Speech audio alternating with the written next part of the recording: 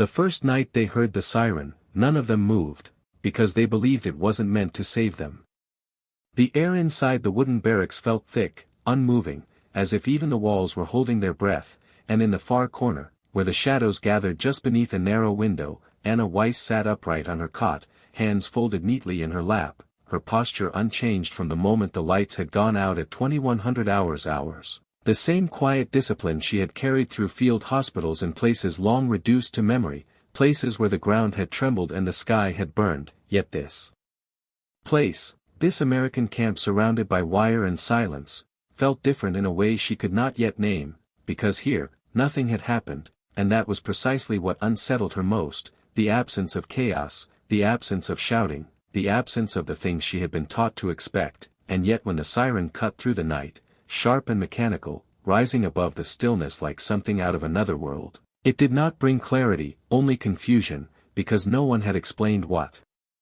it meant, no one had prepared them for this sound, and across the room, someone whispered in German, low and tight, "This is where they leave us," and no one answered, not because they disagreed, but because the thought had already settled into the space between them, heavy and unspoken, as the sound stretched on, echoing beyond the barracks walls, carried into the dark fields beyond, where faint shapes of watchtowers stood against a sky that offered no light, only depth, and somewhere outside. Boots moved across gravel, measured, controlled, not running, never running, and that, too, felt wrong, because in every story they had been told, in every warning whispered before capture, there had always been urgency, chaos, cruelty without pause, but here, there was only order, and that order made the fear sharper, more precise, as if it had been designed that way, and Anna lowered her gaze slightly, not in surrender, but in focus, listening not to the siren, but to the breathing around her. Counting it without meaning to, 1, 2, 3, the rhythm uneven, fractured, some breaths too fast, others held too long, and she adjusted her own to something steadier, something she could control, because control, even in small measures, had always been the difference between panic and survival, and still the door remained closed, the handle unmoving, the barrier between them and whatever waited outside unbroken, and in that waiting, time stretched, seconds becoming something heavier, something that pressed against the chest, until even the smallest sound, a shift of fabric,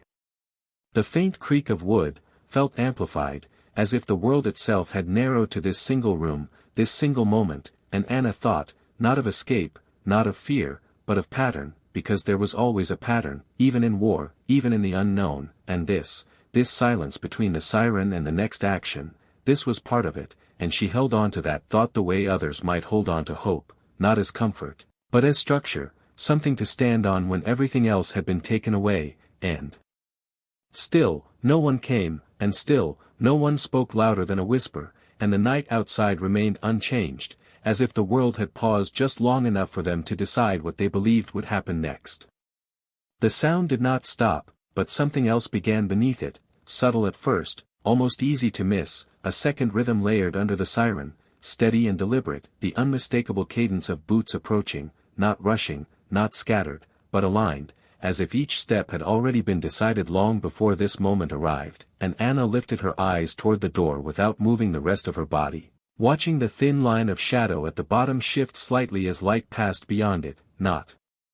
bright, not harsh, just enough to suggest movement, and across the room someone drew in a sharp breath, then held it, as if even the act of breathing might draw attention, and still no voice called out, no command was given, only that measured approach growing closer until it stopped just outside, and for a brief second, the entire room seemed to tighten around that silence, every thought narrowing into a single expectation. This is where it happens, this is where the unknown becomes real, and then the handle turned, not violently, not forced, but with a controlled precision that felt almost out of place against the tension inside, and the door opened inward with a low creak, revealing a figure framed by dim corridor light, Sergeant Daniel Carter, his outline clear before his face, shoulders squared, one hand still on the handle, the other at his side, rain visible on the fabric of his jacket, small droplets catching what little light there was, and he did not raise his voice when he spoke, did not repeat himself, only said two words, calm and direct, move.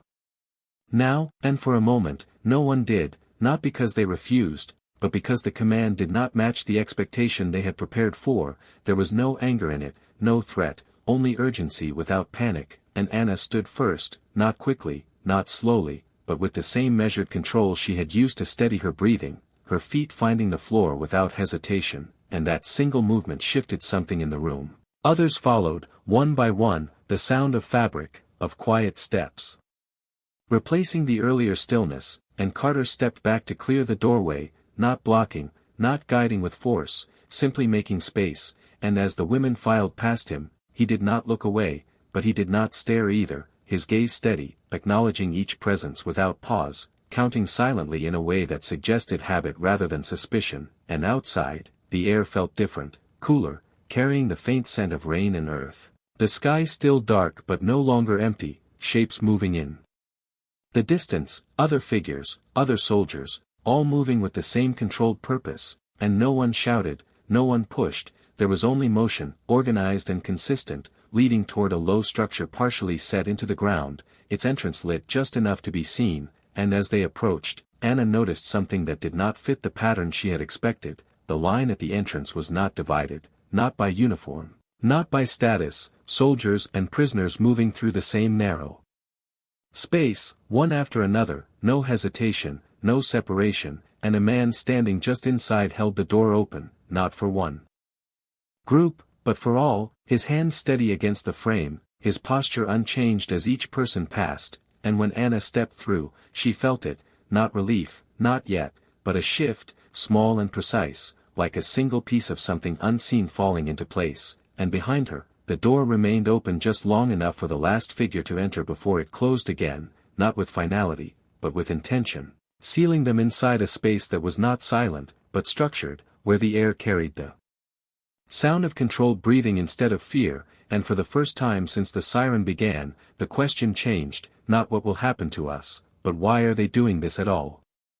Inside the shelter, the air carried a different kind of weight, not the suffocating stillness of the barracks, but a low, constant hum of presence, bodies close but not crowded, movement without disorder, and Anna paused just past the entrance, her eyes adjusting to the dim overhead bulbs that cast a soft yellow glow across concrete walls, the light uneven but steady, revealing rows of benches and narrow aisles where people settled without instruction, each finding a place as if guided by something unspoken, and she remained standing for a moment longer than the others, observing, because observation had always come before trust, and what she saw did not match the patterns she had been taught to expect. There were no separate corners marked for prisoners, no barriers dividing one group from another, only a shared space where uniforms and worn gray fabric existed side by side, not blended, but not separated either, and near the far wall, a young American soldier removed his jacket and placed it over the shoulders of an older woman who had not asked for it, his movement quiet, almost careful, as if he understood the weight of being seen, and then he stepped back without waiting for acknowledgement, returning to his place without drawing attention, and Anna followed the motion with her eyes, not because it was dramatic, but because it was precise, the kind of action that carried intention without explanation. And beside her, one of the younger nurses shifted slightly, her hands trembling just enough to be noticed, and Anna reached out, not quickly, but with a measured calm, placing her hand lightly against the woman's wrist, not restraining, only steadying, and the contact was enough, the trembling easing into something more controlled, because sometimes control did not come from within, but from the presence of another person who refused to let the moment fracture. And across the room, Sergeant Carter stood near the entrance, not elevated, not apart, but positioned where he could see everything, his gaze moving from one face to another, counting again, always counting, his expression unchanged, not softened, not hardened, simply focused. And when someone shifted too close to the narrow passage, he adjusted their position with a brief gesture, not touching, only indicating, maintaining the flow without breaking the quiet that had settled over the room, and no one questioned it, no one resisted, because the structure he created did not feel imposed, it felt necessary, like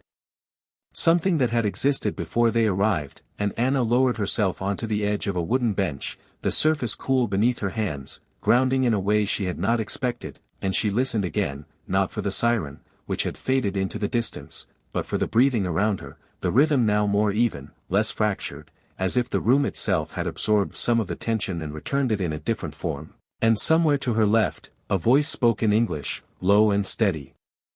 Offering a simple reassurance to no one in particular, words she did not fully understand, but the tone carried enough meaning, enough clarity to reach beyond language, and she realized then that nothing here was accidental, not the way the door had been opened, not the way they had been guided inside, not even the silence that followed, it was all part of something deliberate, something practiced. And that realization did not bring comfort, not yet, but it brought something else, something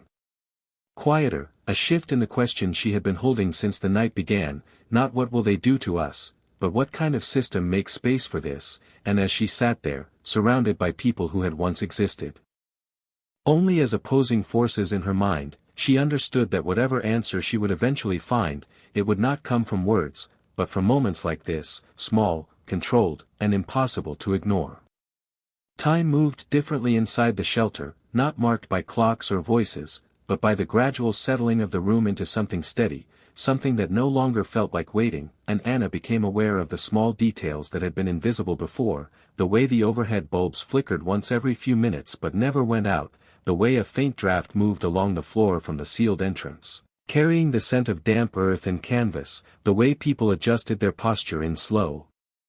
deliberate motions, conserving energy without thinking about it, and she noticed that no one asked questions, not out loud, not in any language, as if the act of questioning would disrupt the structure that had formed around them, and in that structure, there was a kind of order she recognized, not from the battlefield, but from the quiet moments between emergencies, when everything depended on discipline rather than reaction. And across from her, a soldier sat with his back against the wall. His eyes half closed but not asleep, his attention fixed on the space in front of him, and every so often, he would glance toward the entrance, not with fear, but with expectation, as if he trusted the timing of whatever came next, and that trust was unfamiliar, not because it was rare, but because it was shared, not held by one person, but carried by the entire room, and Anna felt it without understanding it, a subtle shift that moved through the air like a current, invisible but present, and beside her, the young nurse she had steadied earlier now sat with her hands resting loosely in her lap, her breathing even, her shoulders no longer tense, and she leaned slightly closer, her voice barely audible, asking a question in German that did not seek an answer, only confirmation, is this real? And Anna did not respond immediately, not because she doubted, but because she was measuring the moment, placing it within the framework she had always used to make sense of the world, and finally, she said, just as quietly, it is happening, which was not the same as saying it was real, but it was enough, and the distinction mattered, because reality could be questioned, but presence could not, and somewhere near the entrance, Sergeant Carter shifted his position, stepping slightly to one side to allow a late arrival to enter, his movement precise, unhurried, and once again, he counted, his gaze moving across the room in a pattern that suggested familiarity, as if he had done this many times before, and Anna followed that pattern without meaning to, tracing the line of his attention from one person to the next, until it reached her, and for a brief moment, their eyes met, not in challenge, not in recognition, but in acknowledgement, a silent exchange that carried no demand and no explanation, and then he moved on, continuing the count as if the moment had not occurred, and yet it remained, small but distinct, like a mark placed carefully on a page, and Anna understood then that whatever system governed this place, it was not built on noise or force, but on something quieter, something that required attention rather than obedience, and as the minutes passed, the tension that had once filled the room did not disappear, but it changed shape, becoming something more contained, something that no longer pressed outward, but settled inward, and in that stillness, Anna felt a thought form with unusual clarity, not drawn from fear, not from memory, but from observation alone, that the night outside might continue as it always had, unpredictable and distant, but inside this space, something else was being maintained, something deliberate, something chosen, and the realization did not comfort her, but it did something more important, it forced her to reconsider the certainty she had carried for so long, that every system in war was built to break people, and here, in this quiet, controlled room beneath the ground, she began to see the possibility that some systems were built to hold them together instead. The rhythm of the room continued without interruption, steady and deliberate, until a new sound entered it, soft but distinct, a metallic click from somewhere near the entrance, followed by the faint murmur of a voice speaking in low English, not loud enough to command attention, but clear enough to signal that something had shifted, and Sergeant Carter turned slightly toward the source, his posture unchanged except for the subtle alignment of his shoulders, as if he had been expecting this exact moment, and Anna watched the movement with the same quiet focus she had maintained since entering the shelter, her attention drawn not to the words themselves, which she could not fully understand, but to the response they created, because every person in the room reacted in some small way, a glance toward the door, a straightening of the back, a breath taken just a fraction deeper than before, and then the sound of the door handle again, controlled, deliberate, and the entrance opened just enough for a narrow beam of outside light to slip through, cutting across the floor in a thin line that moved slowly as the door widened, and a figure stepped. Inside, another soldier, his uniform marked by the faint sheen of moisture, his face calm, his movements efficient, and he spoke briefly to Carter, the exchange quick, measured, no wasted words, and Carter nodded once, a single motion that carried confirmation rather than surprise, and then he turned back to the room, not raising his voice, not calling for attention, but simply lifting one hand slightly, enough to be seen without breaking the quiet, and the effect was immediate, the room adjusted, not in noise, but in awareness, every person becoming more present, more aligned with the moment, and Anna felt it again, that subtle current passing through the space, the shared understanding that something was about to change, and Carter spoke, his voice even, steady, each word placed carefully, "We are going to move out in groups. Stay together. Follow the line," and there was no explanation beyond that, no justification, only instruction, and yet it was enough, because the structure had already been established, the trust not in the words, but in the consistency of the actions that had come before them, and the first group rose without hesitation, moving toward the entrance in a line that formed naturally, no pushing, no urgency, just a quiet forward motion that carried its own sense of order, and Anna remained seated for a moment longer, watching, measuring, as she had done from the beginning, because every step mattered, every detail added to the pattern she was trying to understand, and when it was her turn, she stood with the same controlled movement, her feet steady against the concrete floor, her gaze forward, not fixed on any single point, but aware of everything around her, and as she approached the door, she noticed something she had not seen before, a small table set just inside the entrance, and on it, a canteen, its metal surface worn but clean, and beside it, a stack of folded cloths, and a soldier standing there, offering each person a brief moment, a sip of water, a simple gesture, no words required, and when Anna reached him, he did not look at her with curiosity or judgment, only with the same steady attention he had given to everyone else, and he extended the canteen, waiting, not insisting, and she hesitated for the smallest fraction of a second, not out of fear, but out of recognition, because this moment, simple as it was, carried more meaning than anything that had been said, and then she accepted it, her hand steady as she took a measured drink, the water cool, grounding, real, and when she handed it back, the soldier nodded once, not as a gesture of approval, but as acknowledgement, and she moved on, stepping through the doorway into the night air once more, and as she did, she realized that the question she had been holding since the siren first sounded had changed again, not what will happen next, but how many of these moments would it take before what she believed no longer fit the world in front of her. The night air felt wider than before, as if the space outside the shelter had expanded while they were below ground, the sky still dark but no longer pressing down with the same weight, and Anna stepped onto the packed earth with measured precision, her shoes making almost no sound as she followed the line forming ahead of her, each person moving at a steady pace, not hurried, not delayed, guided by the same quiet rhythm that had shaped everything since the siren first sounded, and the path ahead was marked not by lights or barriers, but by the presence of soldiers spaced at careful intervals, each one standing with a posture that suggested readiness without tension, their silhouettes clear against the faint outline of low buildings and distant fencing, and as the line advanced, Anna noticed that no one was being directed with raised voices or gestures, only small movements, a slight turn of the head, a shift of weight, enough to guide without forcing, and this absence of pressure created something she had not expected, a sense of participation rather than control, as if each step forward was a choice made within a structure, not imposed from outside it, and beside her, the young nurse kept close, her earlier uncertainty replaced by a quiet attentiveness, her gaze moving from one point to another, taking in details she might have ignored before, the way the ground had been cleared of obstacles, the way the path curved gently to avoid uneven terrain, the way the soldiers remained at equal distances, forming a pattern that held the movement together without closing it in, and Anna followed that pattern instinctively, her mind no longer searching for signs of danger, but for consistency, because consistency was something she could understand, something that could be measured, and ahead, the entrance to another structure came into view, not underground this time, but a long, low building with wide doors already open, light spilling out in a soft, steady glow that did not blind the eyes, only welcomed them, and as the first group entered, there was no pause, no inspection, only a continuation of the same controlled flow, and when Anna reached the threshold, she slowed for a fraction of a second, not from hesitation, but from awareness, because crossing from one space to another had always marked a change, and she wanted to register it fully, the shift from open air to enclosed light. From darkness to clarity, and inside, the room revealed itself gradually, rows of simple wooden benches, a table along one wall with neatly arranged supplies, canteens, folded blankets, small metal cups.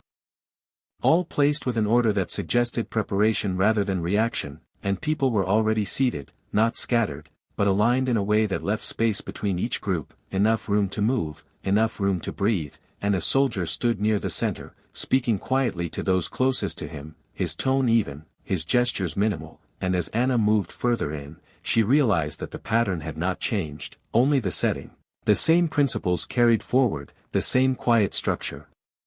And she found a place near the middle of the room, sitting down with the same deliberate motion, her hands resting lightly on her knees, her posture unchanged, and she listened again, not for the outside world, but for the internal rhythm that had begun to replace it, the steady breathing, the low murmur of voices, the subtle movements that kept everything in balance, and in that moment, she understood something that had not been clear before, that this night, whatever it was meant to be, was not defined by what happened beyond the camp, but by what was being maintained within it, and that realization did not arrive as a sudden shift, but as a quiet alignment of details, each one small, each one precise, forming a picture that could no longer be ignored, and as she sat there, surrounded by people who moved and acted with a consistency she had not expected to find, she felt the last trace of her earlier certainty begin to loosen, not replaced, not yet, but no longer fixed in place. The room settled into a quieter rhythm than before, not because the night outside had changed, but because something inside the room had reached a point of balance, a state where movement no longer carried uncertainty, only purpose, and Anna sat with her hands still, her posture unchanged, her attention no longer searching but observing with a clarity that had sharpened over the past hour, and she began to notice details that would have been invisible to her before, the way each soldier moved through the space without interrupting it, stepping around benches, adjusting positions with a precision that avoided contact yet acknowledged presence, the way supplies were not handed out all at once, but offered gradually, as needed, as if each action had been measured against the flow of the room, and near the far wall, a soldier placed a folded blanket beside an older woman who had not asked for one, then moved away without waiting for a response, and the woman did not look up immediately, but when she did, her expression did not change in any visible way, only her shoulders lowered slightly, as if something had been released without needing to be named, and Anna followed that moment with her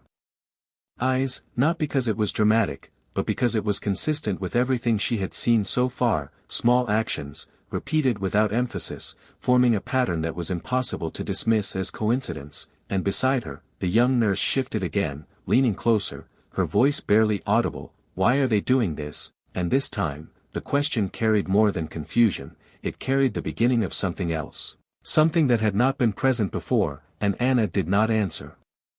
immediately, not because she did not hear, but because the answer, if there was one, could not be formed from a single observation, it required the accumulation of moments, the alignment of details, and she turned her head slightly, her gaze moving across the room, tracing the same patterns she had been following since they entered, the soldiers who did not raise their voices, the steady placement of supplies, the careful spacing between groups, the absence of any gesture that suggested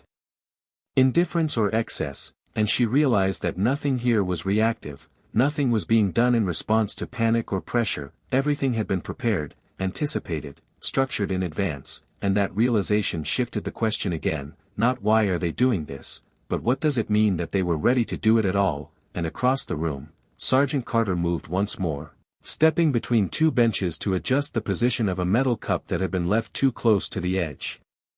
His movement brief, precise, almost unnoticeable, and yet it carried the same intention as everything else, the maintenance of order, not for control, but for stability, and Anna watched him for a moment longer than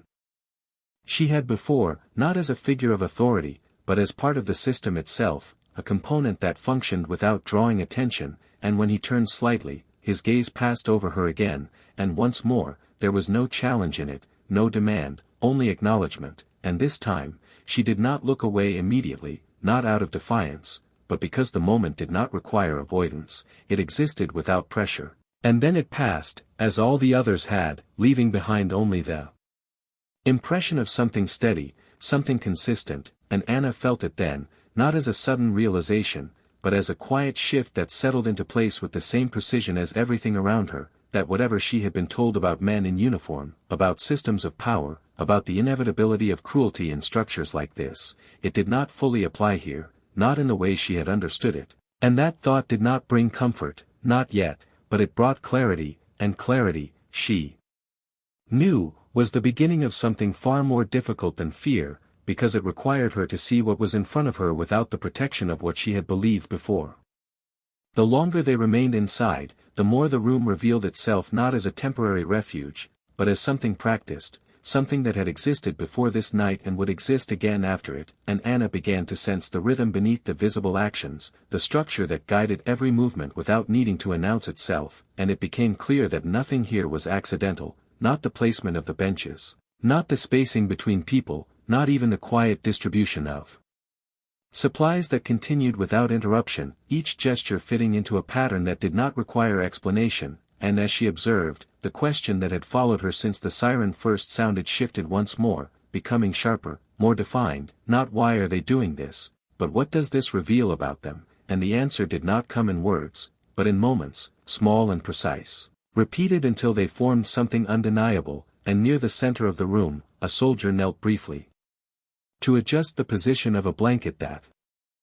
had slipped from someone's shoulders, his movement careful, deliberate, and when he stood again, he did not look for acknowledgement, did not wait to be seen, he simply returned to his place as if the action itself had been enough, and Anna watched this with the same quiet focus she had maintained throughout the night, but now there was something else in her attention, not just observation, but recognition, because this kind of behavior could not be improvised in a moment of pressure, it had to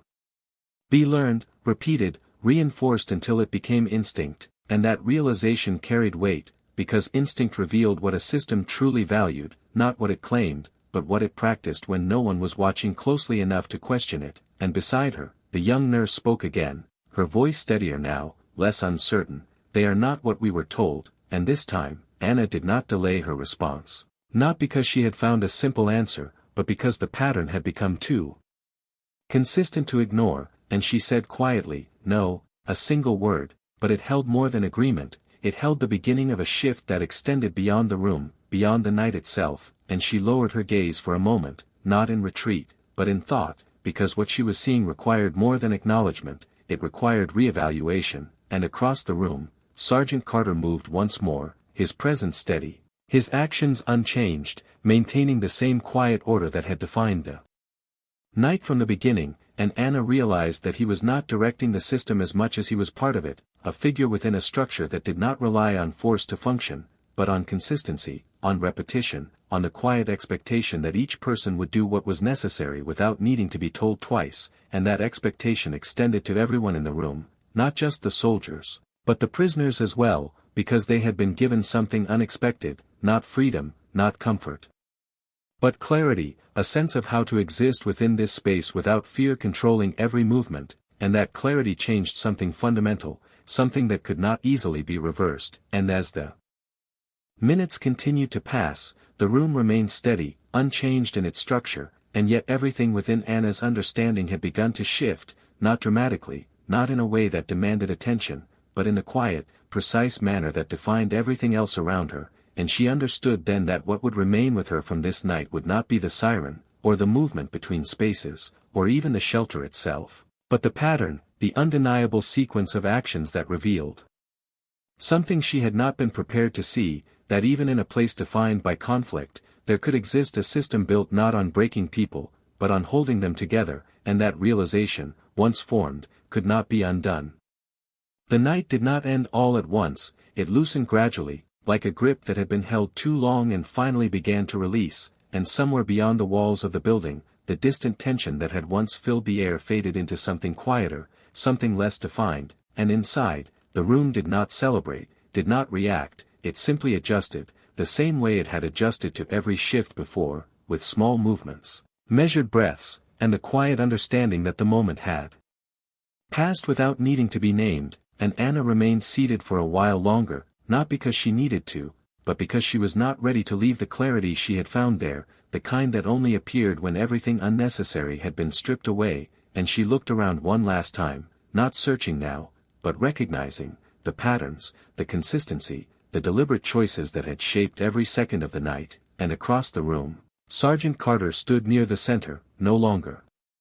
moving between spaces, no longer adjusting positions, simply present, his posture unchanged, his attention steady, as if the work of the night had not required acknowledgement, only completion, and for a moment, Anna considered what she had expected to feel when it was over, relief, perhaps, or exhaustion, but what she felt instead was something quieter, something more difficult to define, a shift that had settled beneath the surface of her thoughts, altering them without forcing them, and beside her, the young nurse exhaled slowly, her shoulders lowering in a way that suggested the tension had finally left her, and she did not speak this time, did not ask another question, because the need for answers had been replaced by something else, something more stable, and when Anna finally stood, her movement was as controlled as it had been at the beginning of the night, but it carried a different weight, not uncertainty, not fear, but awareness, and she followed the others as they began to move toward the exit, the same quiet line forming once more, the same measured pace, the same absence of urgency, and as she reached the doorway, she paused for the smallest fraction of a second, not out of hesitation, but to mark the transition, to recognize that something had changed, not in the structure around her, but within her understanding of it, and when she stepped outside, the air felt clearer, the sky lighter at the edges, not yet morning, but no longer fully night, and the camp stretched out before her in the same arrangement as before, unchanged, steady, as if the events of the night had passed through it without leaving a mark, and yet she knew that something had been altered, not in the physical space, but in the way it would now be seen, and as she walked back along the path toward the barracks, the soldiers remained at their positions, their presence unchanged, their movements no different than before, and that consistency, that refusal to shift into something else, confirmed what she had already begun to understand, that what she had witnessed was not an exception, not a single act of kindness in an otherwise indifferent system, but part of something larger, something that existed whether or not anyone chose to notice it, and when she reached the door of the barracks and stepped inside, the space felt smaller than before, not because it had changed, but because she had, and she sat once more on the edge of her cot, her hands resting in the same place they had been hours earlier, and for a long moment, she said nothing, did nothing, simply allowed the pattern of the night to settle into her memory, each detail precise, each action clear, and finally, in the quiet that followed, she spoke, not to the room, not even to the nurse beside her, but to herself, her voice barely above a breath. They did not change the night, she said, her gaze steady, her posture unchanged, they changed what we thought it meant, and then she fell silent again, because there was nothing more to add, nothing more that needed to be explained, and in that silence, the meaning remained, steady and unspoken, exactly as it had been all along.